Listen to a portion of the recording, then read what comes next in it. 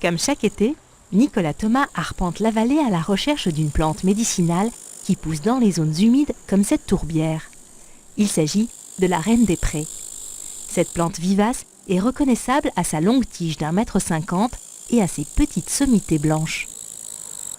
Ce qui nous intéresse, nous, c'est cette belle fleur qu'on pourrait qualifier de fleur en ombelle, pour ainsi dire, avec plusieurs étages de végétation.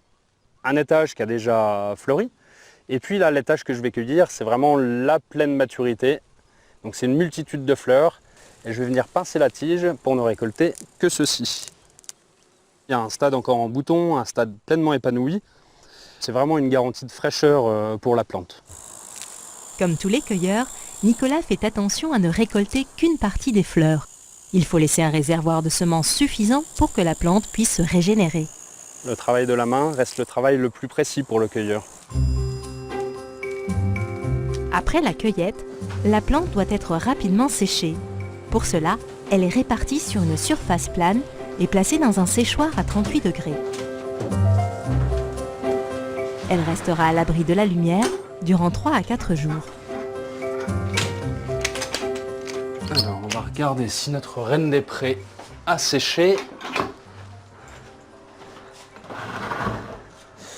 Alors, on va faire le petit test sur une tige, oui. En effet, la tige casse, donc ma reine des prés est sèche. Je vais pouvoir la mettre en sachet.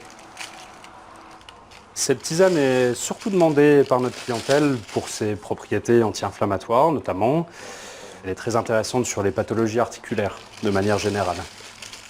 Si la reine des prés soulage les douleurs articulaires, c'est qu'elle contient une molécule organique assez puissante. Pour en savoir plus, direction l'herbier national. Olivier Escudé est botaniste au Muséum d'histoire naturelle de Paris. En fait, le principe actif, c'est l'acide salicylique, qui est très proche de l'aspirine, qu'on appelle l'acide acétylsalicylique.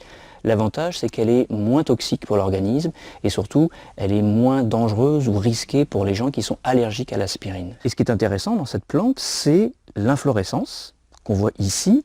C'est en grande partie ça qu'on va utiliser pour faire des remèdes médicinaux.